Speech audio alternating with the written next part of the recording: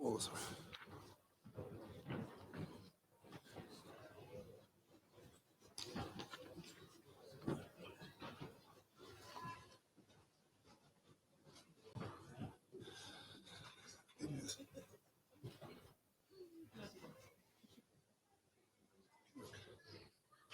Good.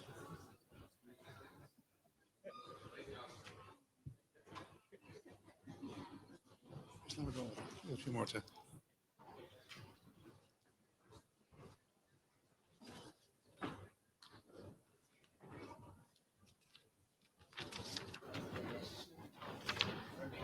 does that mean? I just want to check one thing.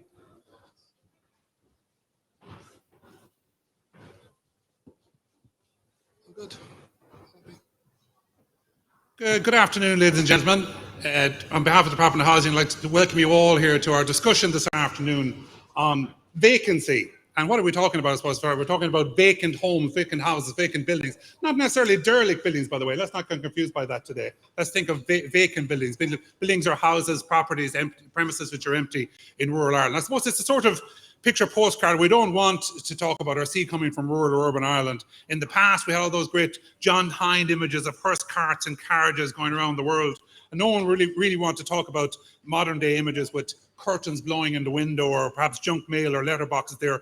But we have, however, good, clear information in recent times from our friends, the census enumerators, about their recent visits around the country. I think I might start, before I introduce you to the panel, by just reminding you what they found on their trips around rural and urban Ireland, because the last census one showed us that the extent of the problem, with a figure of 166,752 vacant homes nationwide. This represents 7.8% of the housing stock of the country, and at a time when housing lists are growing and the search for places is tell this is a major issue for our country to deal with. So against that, I suppose, rather dreary background, several initiatives have been created to try and bring back those vacant homes into life, especially within rural towns and popular centres in the last number of years. A new town centre first policy, a vacant property, a refurbishment grant, another effort to incentivise the renting of a vacant home. They're all just some of the solutions that have been offered, including some, you're going to hear more about them this afternoon. Indeed, others are called for more radical steps. We might get a chance to talk about this as well today. I'm joined here on the platform this afternoon by a distinguished panel who knows a lot more about this issue of vacant houses than I do. It is a pleasure. Firstly, I'll introduce them on my right. On the extreme right, as you look up to the stage, Paul Johnson, Senior Resident Engineer at Waterford City and County Council. He's a civil engineer with over 30 years' experience, and interestingly, he's also been responsible for housing supply, maintenance and improvement programmes. Beside Paul this afternoon, our Minister Darragh O'Brien, appointed Minister for Housing in June of 2020, elected TD for the constituency of Dublin Fingal, and prior to his election, Minister of Work, Million Financial Services. Next in the panel this afternoon is Maggie is with us. I'm sure you all recognise Maggie from TV. Maggie Malloy, presenter of Cheap Irish Homes on RT1, founder of @Cheap Irish Homes, the viral Instagram account that showcases the forgotten side of Irish property. And beyond Maggie is Duncan Gray, Managing Director of Retail Excellence. Originally from Nottingham, Duncan has a wealth of experience in Irish retail since his arrival in Cork in 1996. He moved to Brown Thomas in 1999. He spent 3 years as General Manager there. And at the end of the platform this afternoon, Jim joins us. Now, Jim has done more radio, I think, in his time than I have done in RT or any place else. We were talking about it today, and he was filling me in on the fact that not only has he been on one local radio this week, he's been on 2 local radios this week. Jim Finn is chairperson of the board of the Irish Local Development Network. He's a retired farmer from Ballycattle, just outside Thurles in County Tipperary, and he's currently chairman of the board, as I say, of ILDN. So, our panel this afternoon, we'd like to hear from them firstly, perhaps on 1 or 2 specific questions, but above all then, we'd like to hear from you this afternoon on your thoughts on those vacant homes in your area, your part of the world, and perhaps the solutions that are being talked about here. We'd like you to put your hand up. Let us hear about whether or not you feel these are realistic solutions. Will they work? How significant, how important they are, and how critical they are in terms of changing things and the fabric of the community. And that's where we're going to start actually with Jim. We're going to start with Jim and the general principle. We are here in the middle of the Ploughing, and a considerable audience would be rural, but there are lots of urban visitors here as well today. But Jim, the vacant issue, what is the issue of vacancy and vacant houses doing to the fabric of rural life, in your opinion? Well, in my opinion, to see a vacant house in rural Ireland is a blot on the community in which that house is in. Because in rural Ireland, we need community. We need people living and working in rural Ireland. And it really gets to me every time I pass a house in rural Ireland that nobody seems to be living in, and it hasn't been lived in for 2 or 3 years. Now, I know the schemes are there, and they definitely do help. There's no doubt about that. But I would imagine, and I suppose this goes to my colleague here with the local authority, a lot of the houses we don't know who owns them. And people own those houses that you see in rural Ireland that there's nobody living in. And I often ask myself the question when I'm traveling, whether I'm traveling from Tipperary to Donegal or from Tipperary to Kerry. I said, why doesn't the local authority try to build that, buy that house and do it up and give it to somebody who needs a house? So I come at it from that particular aspect of seeing a vacant house, doing something about it. And I did a little bit of research before I came here. There's a North Tipperary called Laura. And 7 years ago, when the CSO did a survey, there was 28 houses in the actual parish of Laura that were vacant. I spoke to a Laura person before I came on this panel, and today there is only one. So there's a community who came together to do something to fix a problem in their community. I think that's the challenge for all communities. That's perhaps a good opportunity for us to bring Paul Johnson in. Paul, if you could tell us maybe about what the local authorities are doing in terms of the space of converting those vacant dwellings and the commercial premises into homes, and what you're doing specifically in Waterford. Yeah, I think it's a good point made by Jim there that it's a problem, but I suppose the way that we look at it, and we being, I suppose, myself and Waterford Council, we view this, yes, as a problem, but also a solution. And every problem has a solution. Every solution has its problems. But within all that are opportunities. And I suppose this is something that with the Department of Housing we focused on, we've honed in on. 25% of our housing delivery over the last 5 years has been through reuse of vacant properties. 20% of our target under Housing for All is through the reuse of vacant properties. As I say, it's about identifying an opportunity and identifying a solution. And if you focus on the outcome, which is what we do, and the implementation of the incentives that are available, it's quite achievable to do that. There are a lot of inputs into this, and we have some slides there that probably can give before and after and an indication of some of the issues. But if you focus on the outcome, and it was said, these are homes for people at the end of the day. You know, everyone wants a home. These are perfectly fine properties that can be brought up to a very good standard. From a sustainability point of view, there's only a sixth of the carbon that's required from a new build property that goes into the refurb of an existing property. So I think it's important to say, yes, it's a problem, but also to keep in focus that it's a solution to that problem, and there are solutions. And you've had lots of fine examples of looking for that opportunity in Waterford, particularly using buildings such as old convents in terms of reusing them as urban living centres. Yeah, again, there's a couple of the slides there that showcase what's called St. Joseph's. It's a former convent on a 5.5 acre site in Waterford City. Through funding by the Department of Housing, we've committed 4.4 million to that project. So basically, we're saying to the owner of that building, we'll not only fund that repairs, we'll guarantee you an income for the next 25 years. So there's 71 1- and 2-bed apartment units that have been brought back into use that otherwise would not have been brought back into use. And I suppose it's again, going back to the Housing for All, it's a key component of that, sustainability, reuse. It's completely suitable. We're targeting that at elderly residents. It's a city centre site, close to all amenities and services.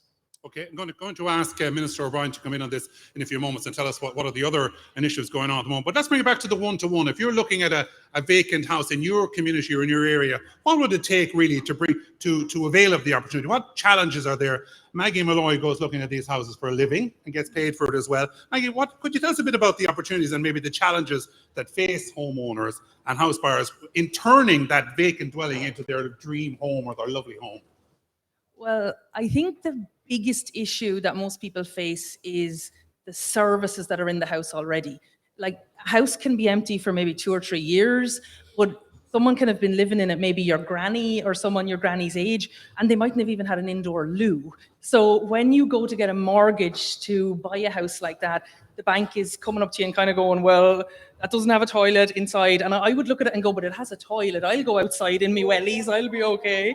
But banks don't really look at it like that. So I think trying to get those services, trying to get the houses that are vacant but have full services, it's like finding a needle in a haystack. If you can find one of them and you can get it relatively affordably, you have a lot less to do to the house when you move into it.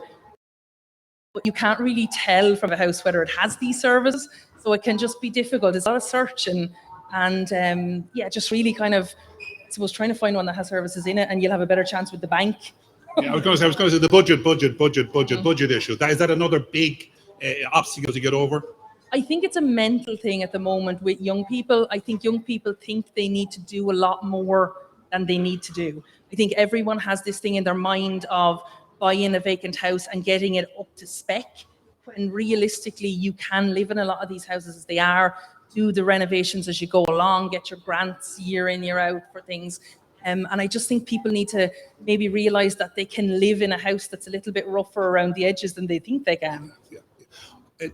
Our last comment on this section, just before we hear from the Minister, it's not just about houses, about shops, about those vacant shops, the retailers that never came back after COVID, perhaps, or others that have been left for family reasons or for bereavements, whatever. Duncan Gray is with us. Duncan, tell us a bit about the experience of retailers with vacancy in town centres, and maybe the challenge of converting that vacant above shop premises into a home in future. Is that perhaps the future for many? Yeah, I think it is. Look, COVID has been extremely difficult, as we all know. If you take the situation now compared to 2019, there's something like 2,500 empty commercial units around our towns and cities that weren't there before COVID. So it's been extremely difficult. And obviously we're going through another period now where this latest energy crisis will probably be in a similar sort of situation with business closures. You know, the UK retailers that used to be part of our streetscape have disappeared. You know, and there's plenty of opportunity actually to bring in new international retail, to look at bringing in and developing our own entrepreneurs to take on some of this space.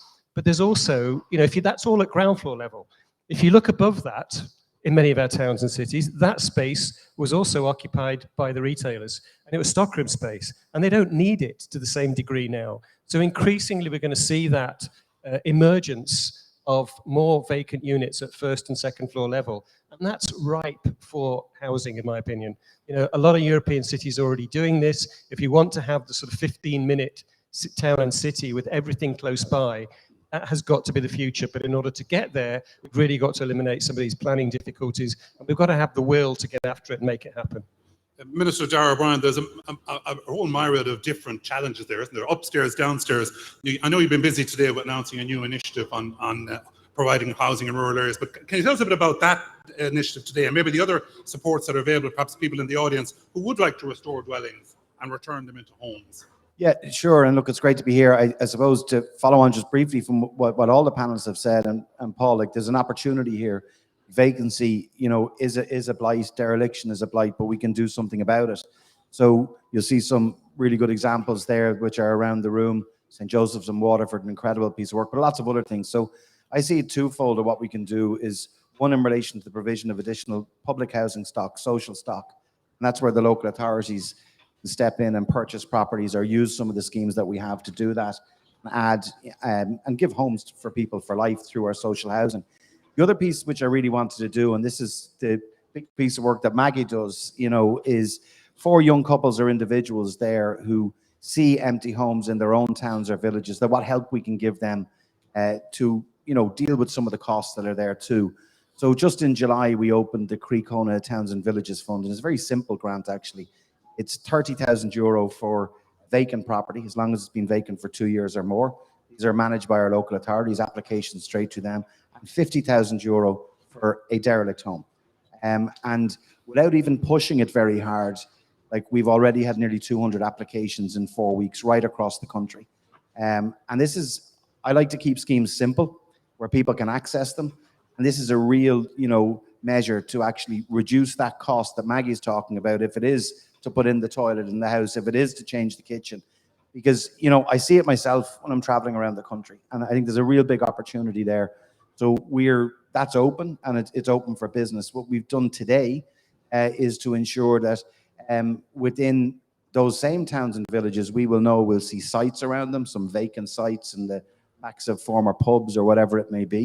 We're providing through our local authorities that they will provide the services to those sites so people can build on them than what they would be at the market. So basically a €30,000 grant that's there. The third sort of piece to this, I think, is the planning piece that Duncan talked about. So in most of the developments that are there, if you get an old pub, Waterford has done a really good job on this, or an old commercial premises, you can convert it without planning. And you don't need planning. The planning exemptions are in. There were a couple of little anomalies that we dealt with this year. So when I was in Waterford a couple of months ago, I was looking at one pub there right in the city that is now 7 apartments, 6 2-bedroom apartments, 1 1-bedroom apartment.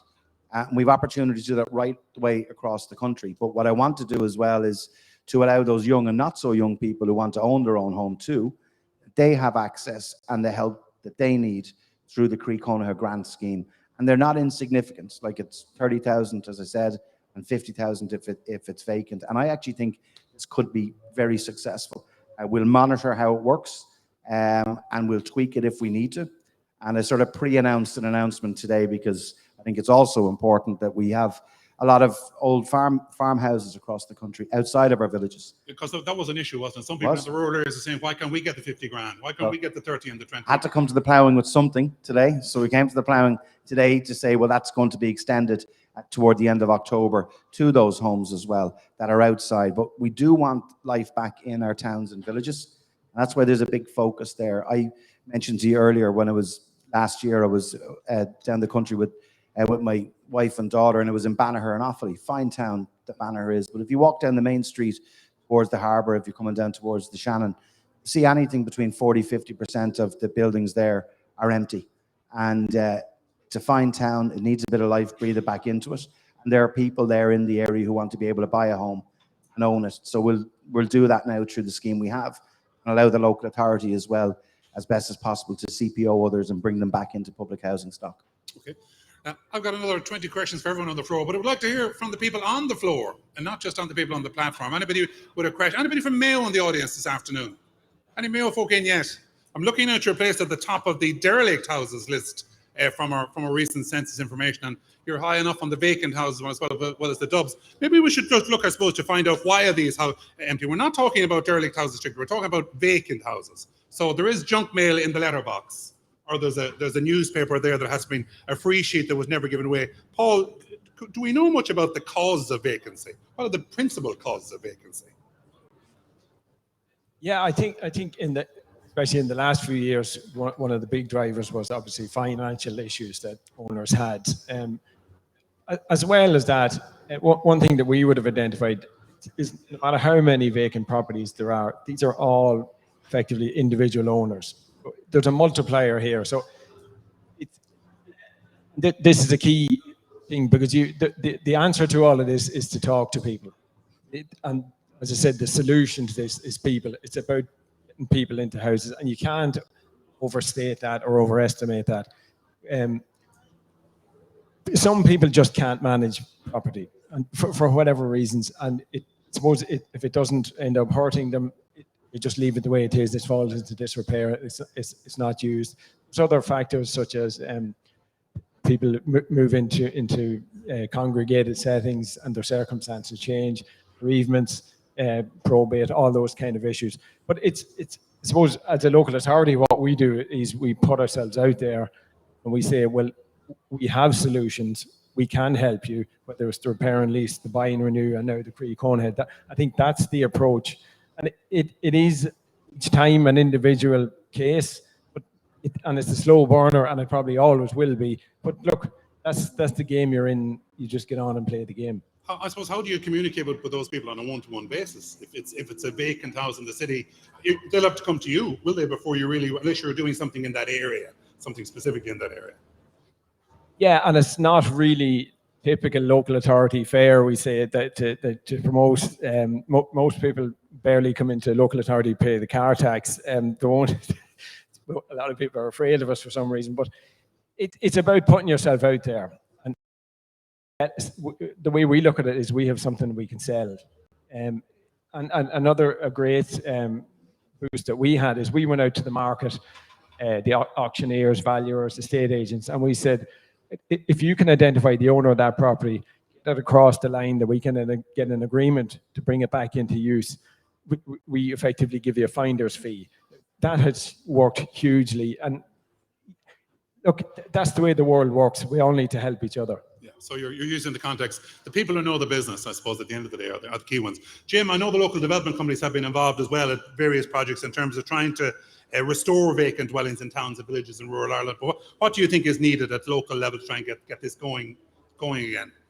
I think I already alluded to it. I think, if somebody needs help in some way, should contact their local development company, whether that company is a rural company or whether it is a company in one of our cities. There's always people there that will help you and point you in the right direction.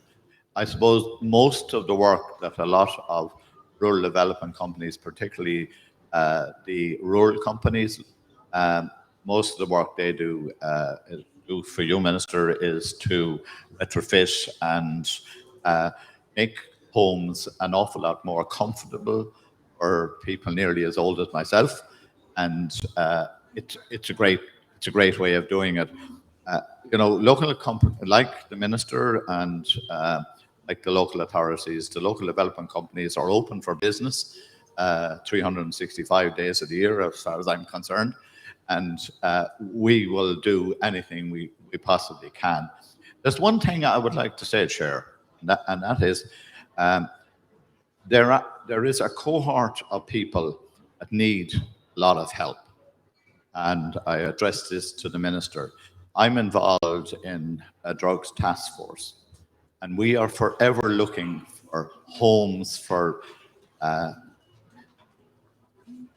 people who are out of addiction, because the one thing that makes certain sure that they have a chance to integrate properly with society is they have a home to go to.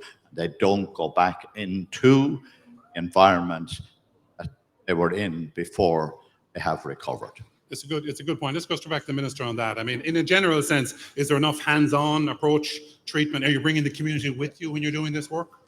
To Jim's point there, he's 100% right, because in many instances, particularly those who might be struggling with health, addiction and/or mental health issues, and in the small bit of spare time I chair the Regional Drugs Task Force in North Dublin. I've seen it, how it works once you have the wraparound supports. So one of the challenges is, yes, get the property, get the keys to the house or the apartment, but to make sure that those supports are in place. Our local authorities across the country are good at doing that, but I'll give you one real life example, which is the Housing First model. And the Housing First model is there for those who are entrenched in homelessness and did suffer from addiction and other issues. And because we've the wraparound supports there, we've nearly 800 tenancies in place, and we've a retention rate of over 90%. And these are people who would have, many instances, fallen in and out of homelessness and in and out of addiction. But that's when you need all the arms of the state working. So you need health working with housing. And we're going to expand that further, actually, under Housing for All. We're targeting another 1,400 tenancies, and it's gone nationwide. We have a national office for Housing First, and there's real benefits, and you can see it really change. It changes people's lives in a big way. So cohort of people that we could never forget about, who are probably the most vulnerable to any change in their life, and that's why they need to have those supports there. Let me ask the audience to maybe come in on this for a few moments, and maybe we'll introduce something maybe a little bit more controversial in terms of dealing with vacant homes in general. Let's just say I was the Minister for Finance, God help him, in the next budget, or if I was there, and I suggested we were going to have to be a bit more tougher on this. We're going to be punitive about this. In other words, we're going to have a vacant house tax. So if your home is, you have a home, you own a house, and it's vacant for more than 6 months, I'm going to put in a new law. 1%, 2% of the price of the house will be the punitive measure, the fine, effectively, the tax for doing it. Who'd agree with that? Would that clear up the homes? So anyone in favour of that? We all love taxes, don't we? Tax them and they'll do it. Minister, any chance of he wants it. Any chance we'd see this in the next budget? I think there's every chance. I think it'll be fair though. Make sure, obviously, if someone's in long-term care, there are issues like that, it requires proper exemptions. But I do think we're talking about a number of the carrots that are there to help people. We do need to make sure that that on the other side, that there can be penalties if someone willfully leaves a dwelling vacant and doesn't conform with any of the exemptions that are there. So without preempting what will it be in the budget, I've been working with Pascal on this, and I do think that we will have a fair vacant property tax announced next Tuesday. Oh, there you go. There's a scoop for us this afternoon, exclusive. But it'll be fair, okay? Maggie, we'll have exemptions. Maggie's beside you. Would you think that would work in terms of going after people? I mean, there are bereavements and there are genuine reasons, as the Minister says. But after 6 months, we have an awful lot of people on the housing list. Love to have a house in the country or in the town.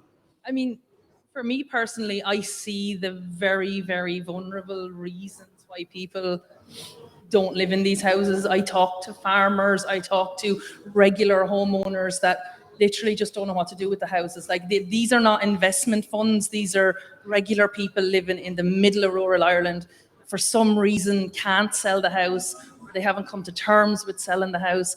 And I don't know, I just think sometimes taxing everybody instead of maybe encouraging and incentivizing people to sell the houses is kind of, it's almost like I don't want to say the easy step, but I sometimes feel like, you know, if you're already paying quite a lot of tax, you've decided not to sell the house because you don't want to pay capital gains tax on it and you don't want to lose a third of the money, let's say, then that tax that you're going to have to pay for it sitting vacant is just another knock. It's just another blow. And it's a blow to people who aren't these big investment funds. They're not there with housing estates sitting under their belts.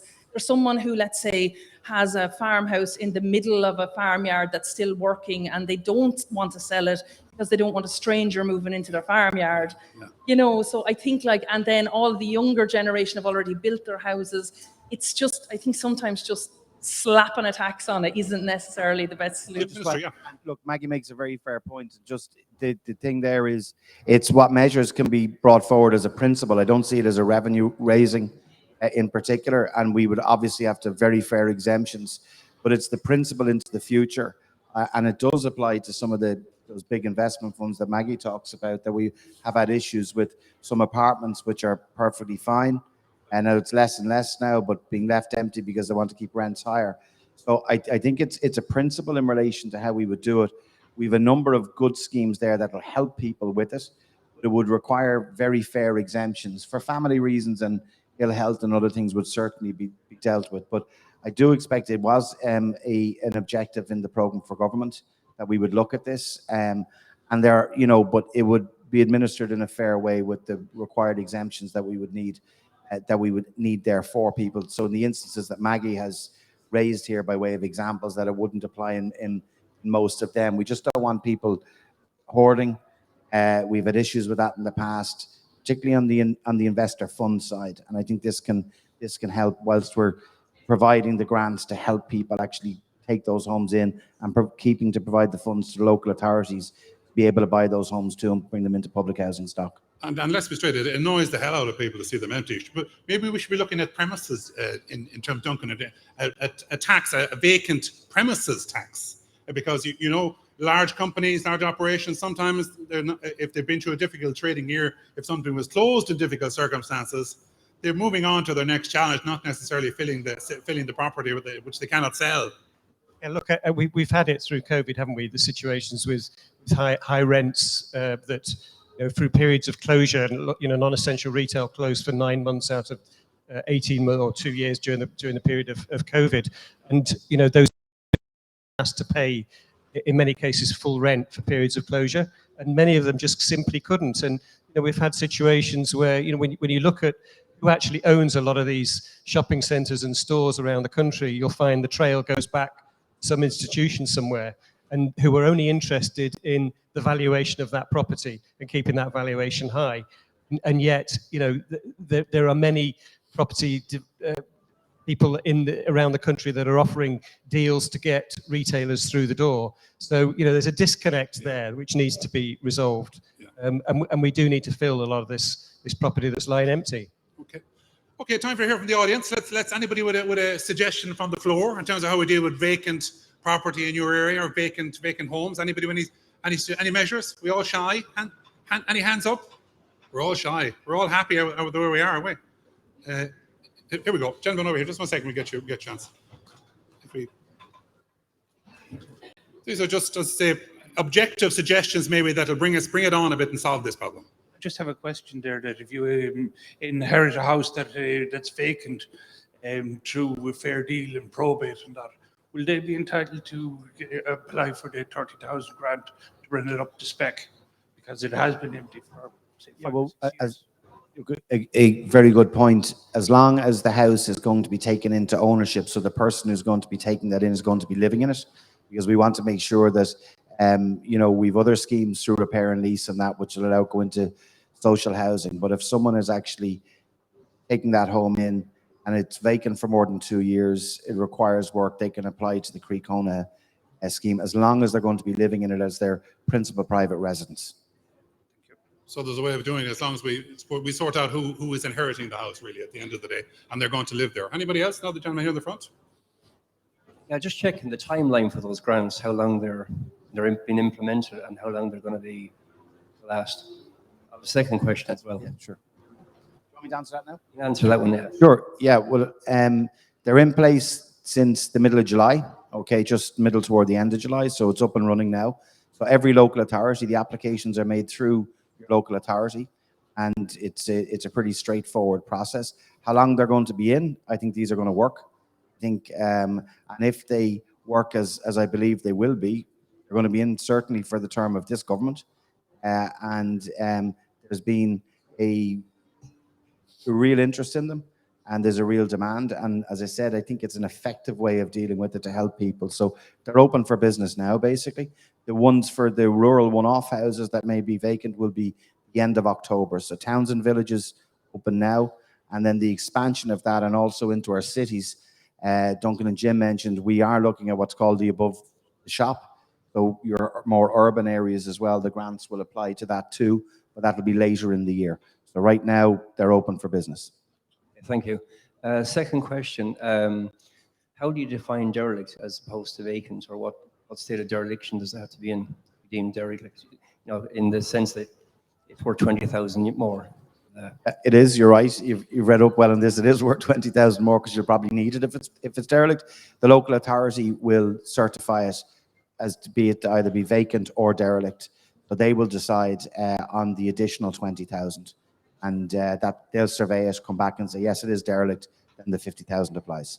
What I found interesting was the fact that question was asked and given for an answer to the census enumerators. They had to actually do that on their journey this year. They were to make a decision. Does it look like a house that has been lived in the last 6 months or previous 12 months? And the other interesting fact was, of course, there was a great variance in the answers they came up with and the answers some people gave to the revenue commissioners when they were deciding whether or not they were going to pay local property tax last year.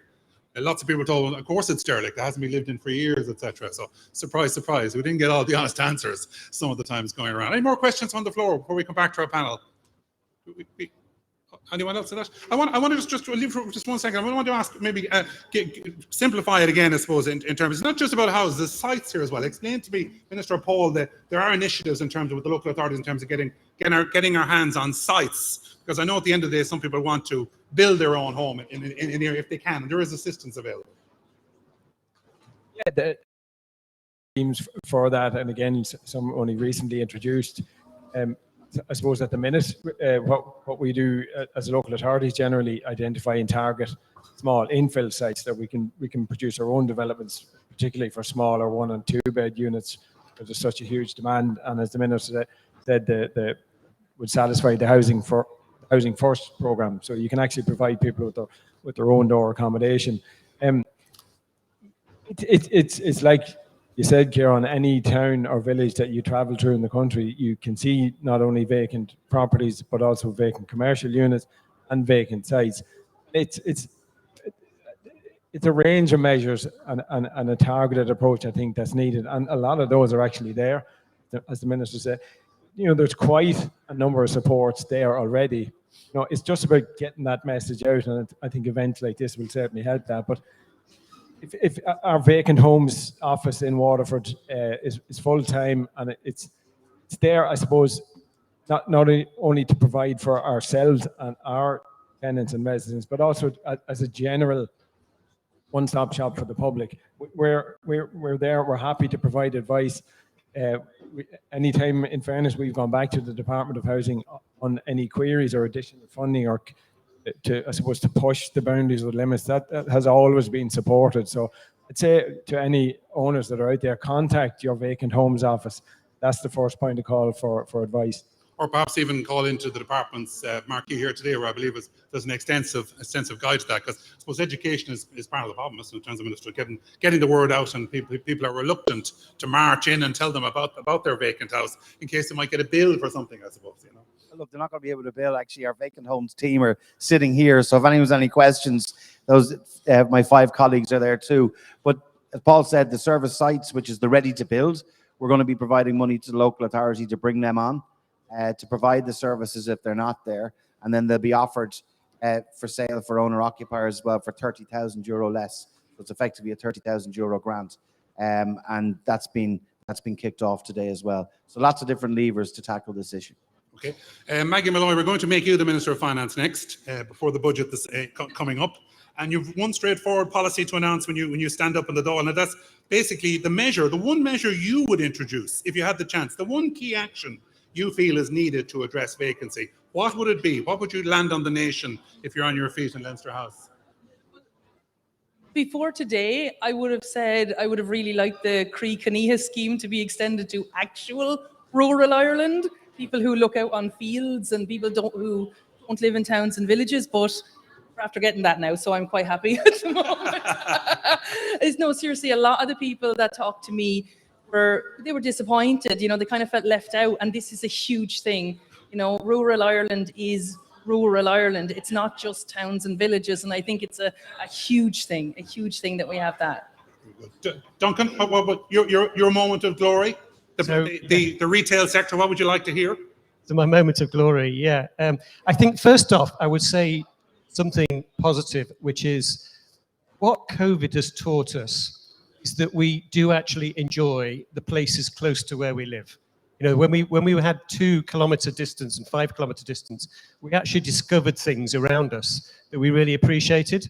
And I think that's been really important. And I think, the local businesses around our towns and villages have flourished in many cases, many of them during COVID. Those little butchers and vegetable shops and all of that sort of thing that really did flourish. And I think more power to them. But I also believe that we really need to look at this first floor and second floor opportunity, because there's a massive amount of space there that could very easily be residential, and that's in one foul swoop we'd solve the problem of our town centres and rejuvenate them immediately. Super. Jim, your chance. Rural Ireland, what would you like to see happening so we could replicate what happened in Thurles or in Tipperary? You talked about it. By the way, what did happen in that community? How did they fill those houses? I'm going to go to a different community. Yeah, go ahead, Jim. A community, I don't know enough about them, but I do know enough about this community. They built 12 homes for the elderly in the parish. Getting old, I don't want to live in my house anymore, but I do want to live in my own place. So this community built 12 homes. I can then put my house on the market and move into this house the rest of my life. That way, I am making a home available to somebody who needs it. And I think if the Minister and the Minister for Finance and the Minister for Agriculture and every minister in the Taoiseach would put enough of money into communities who would come together to do that in their own village, we would solve a very, very big problem in rural Ireland very quickly, because I gladly, as I am, you don't believe it, but I'm running into my 80s, I would gladly move into a small house where my wife and I could live very happily, and my house would become available on the market in my own locality. It must be in my own locality. I don't want to move. I don't want to move out of rural Ireland. And when I say rural Ireland, I mean rural Ireland. I've lived on a farm all my life. I want to stay there. So I want to stay in my own community in Ballycahill, just outside Thurles. I don't want to move into Thurles. It's a great message, and just to prove the point, Jim tells me he remembers his first Ploughing championship, which was in 1964 in County Kilkenny when he was farming at the time. And just to follow on his example, another community I know it myself, Kilbride in County Roscommon, that's exactly what they did. They built the small house, brought the people into the middle of the village, and then what they did, having opened the houses, they then opened a shop, social enterprise, corner shop was built as well. It's a great project. Back to you, Minister, for the final word on this. I mean, it was touched on earlier today as well. And there was an issue, wasn't there, with regard to the fair deal arrangement, that people thought that if you went into that, you couldn't really be renting or allowing your house at home to go out again. But that's changed as well, hasn't it? Yeah, it's changed. Not changed as much as I would like, yes, to be honest with you.